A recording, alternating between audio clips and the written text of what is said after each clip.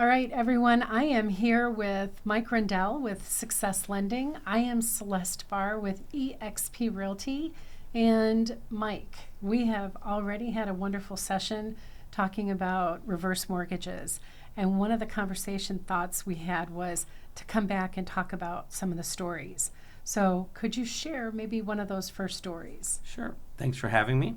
I have a few stories, but one of the stories that had a happy ending was there was a gentleman who did a reverse mortgage in Arizona, and shortly after we got the loan done, he passed. And he did not have a will, but in our conversations towards doing the loan, he had told me that he didn't appreciate most of his family except for his grandson. His grandson cared about him. His grandson looked after him and made sure that he was all right all the time. And so he wanted his home to go to his grandson. When he passed, the grandson called me up and cursed me out. And the reason he had cursed me out was apparently his grandfather was using the proceeds from his reverse mortgage loan to send to people in the Caribbean and West Africa and all these other scams that he was getting scammed on. Oh, no. And I explained to the grandson, I don't ask people what they need the money for. Ultimately, it's their money. They can spend it on what they want to spend it. That's really kind of between him and, and even if his grandson wants to get involved with that, it's really his choice of how he wants to spend his money. So anyways, after that, the grandson wanted to try to have the home. And the grandson's aunt put a claim in on the home. And the borrower had talked to me about the aunt and was saying she's only about herself and about the money, and that he really wanted this to go to his grandson. And so they were in a long probate battle, and ended up that the grandson had the money, was able to pay off the mortgage, so he got the home. Oh, good. And so after he was able to get the home, he called me up probably about 4 months ago and said, hey, I'd like to refinance this home. So we refinanced the home as a DSCR, so he gets some rental income from that. And so, everything went smoothly in the loan, and he's very happy with able to get the loan he got. So his initial cursing was we ended up having a good relationship. But right. He was frustrated with the use of the money, and then I was a big help to him through the probate as what we needed to do to get the loan going so he can refinance.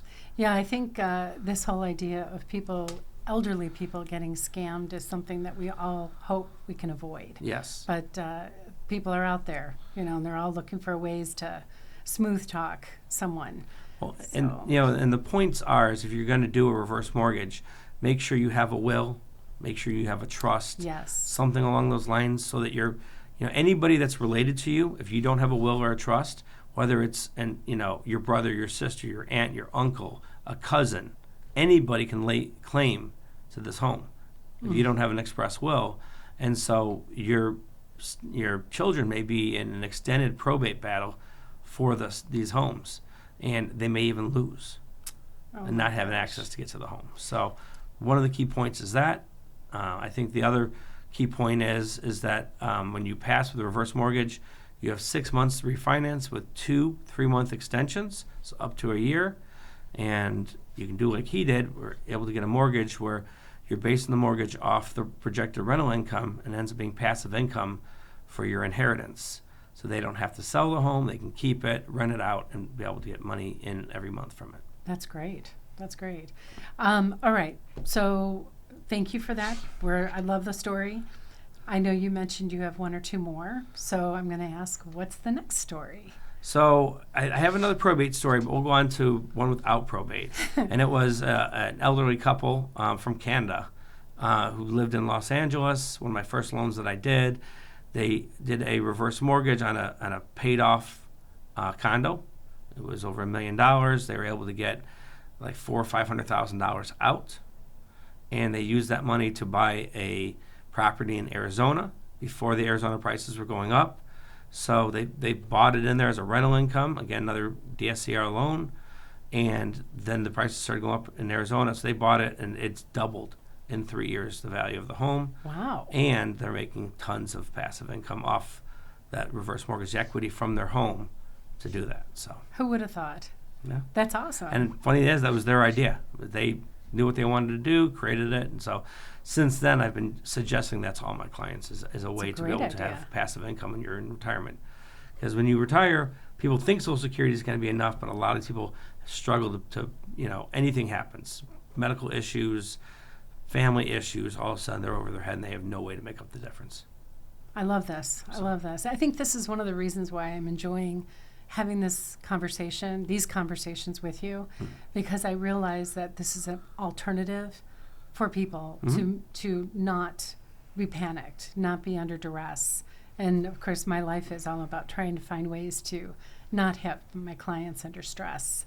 Yeah. So, okay, and the third story might be? So the third story is another probate story. Is in Florida. Lady who had power of attorney was her grandson, and he had lived with her, was taking care of her. She did a reverse mortgage. She passed, and he tried to do a refinance. Again, it took him probably 13 months of probate because he had a cousin who was a drug addict, and they couldn't find him, and the probate court would not move forward until they had his cousin sign off on the probate work. So he was in this probate for like 13 months. House going into foreclosure and everything else, able to refinance it under his name finally, and he's living there as his primary. Oh my gosh! So again, I think another we story now know. Of trusts. Get a trust. Get a trust. Get wills. a will. Yeah. And if you're not doing it, I mean, nobody wants to have to do it. I know it costs money to have a will and a trust made, but there's some reasons that you want to do this. You have to know it's actually for your to keep your wealth. Even for your family. For your loved ones. For your loved ones not to have to have extended attorney bills and spending thousands of dollars to try to get what you wanted to give them in the first place. Right. Well, thank you, Mike. I appreciate that you took the time to meet with me. And also, I want our audience to know that we will be having some more great videos coming up. So stay tuned.